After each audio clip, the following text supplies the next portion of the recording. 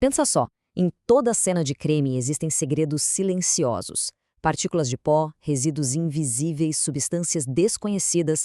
Cada um desses elementos conta uma história. Mas como é que os cientistas conseguem transformar esses sussurros químicos em uma voz clara, que não deixa dúvidas para a justiça? Bom, é exatamente essa ciência que a gente vai desvendar agora. Essa é a grande questão, né? É exatamente essa jornada que a gente vai acompanhar. A transformação de uma pista que não diz muita coisa, encontrada no meio do caos, em um fato científico concreto. E é uma transformação que não permite achismos, sabe? Aqui só tem método, precisão e aplicação rigorosa da ciência. E para entender esse caminho, nós fomos direto na fonte. Os procedimentos operacionais padrão, os POPs, que guiam os peritos criminais aqui no Brasil. Esse aqui é o guia oficial, o manual de instruções real de como a ciência é usada para garantir que a verdade apareça. Então, nossa análise vai seguir 6 passos bem importantes. Primeiro, a chegada da evidência. Depois, segurança em primeiro lugar sempre. Aí, a gente entra na parte de desvendar os segredos químicos, de ler a tal da impressão digital da substância, para depois confirmar a identidade dela. E por fim, como isso tudo se transforma em prova lá no tribunal. Vamos começar. Etapa 1. A evidência chega.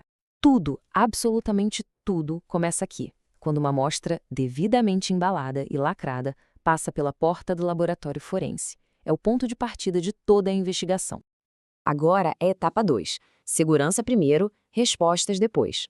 Antes de qualquer pergunta ser respondida, a segurança é a prioridade máxima. Afinal, quem está analisando não sabe exatamente com o que está lidando, né? Pode ser perigoso. E essas regras aqui não são sugestões, viu? São mandamentos do laboratório. Cada uma delas, desde não comer no local de trabalho, até a técnica certinha de adicionar ácido à água, e nunca o contrário, para evitar uma reação que pode ser até explosiva, é um elo numa corrente que previne acidentes e contaminação da prova. É a disciplina que serve de base para a descoberta.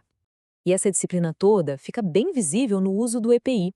E não é só um jaleco, não. A gente está falando de luvas específicas para cada produto químico, óculos de segurança, máscaras. Cada peça é uma barreira muito bem calculada. É literalmente a armadura do cientista contra os perigos invisíveis que ele precisa investigar. Etapa 3. Desvendando os segredos químicos. Com a segurança garantida, aí sim a investigação começa pra valer. O primeiro desafio é separar a substância que interessa de todo o ruído em volta, poeira, farinha ou qualquer outra coisa em que ela esteja misturada. E um dos métodos mais inteligentes para fazer essa limpeza é a extração ácido-base. Pensa que é como usar propriedades químicas das substâncias contra elas mesmas. Ao mudar a acidez da mistura, os cientistas conseguem convencer compostos diferentes a irem de um líquido para outro. É tipo uma dança química super coreografada para isolar só o que importa. Etapa 4. Lendo a impressão digital química. Com uma amostra purificada em mãos, a pergunta de $1 milhão é: o que é isso? Chegou a hora de ler a identidade única daquela molécula, a sua impressão digital química. Só que essa identificação acontece em 2 fases. Primeiro, vêm os testes preliminares. Eles são como um retrato falado. São rápidos, dão uma pista boa, mas não fecham o caso. Para uma prova ir para um tribunal, é preciso o teste confirmatório, que é considerado padrão ouro. É a diferença entre ter uma suspeita e ter uma certeza. E esse padrão ouro é o tal do CGM. É um equipamento simplesmente genial. A primeira parte, a cromatografia gasosa, separa cada componente da amostra, como se fossem corredores numa pista. Depois, a espectrometria de massas pega cada um desses corredores, quebra em pedacinhos e analisa o padrão que esses fragmentos formam. Esse padrão é único, como uma impressão digital. Não tem como confundir. O resultado é uma identificação que não deixa margem para erro. Etapa 5. Confirmando a identidade. Mas ok, ter uma impressão digital não adianta nada se a gente não tiver com o que comparar. A ciência forense precisa de uma fonte da verdade para poder dizer, sim, essa impressão digital bate com essa substância. E essa fonte da verdade é o material de referência certificado, o MRC. Pensa nele como se fosse a amostra perfeita, o gabarito. Ele tem pureza e identidade garantidas, a impressão digital da evidência desconhecida precisa bater perfeitamente com a impressão digital do MRC. Se o match for de 100%, aí sim a identificação é positiva. Não existe espaço para dúvida. Os próprios procedimentos classificam o poder de cada ferramenta. Como a gente pode ver, a espectrometria de massas está lá na categoria A, a de maior especificidade. A capacidade que ela tem de identificar uma substância de forma única é a mais alta que existe, e para a justiça, convenhamos, só o mais alto nível de certeza é aceitável. E, finalmente, a sexta e última etapa, a ciência no tribunal.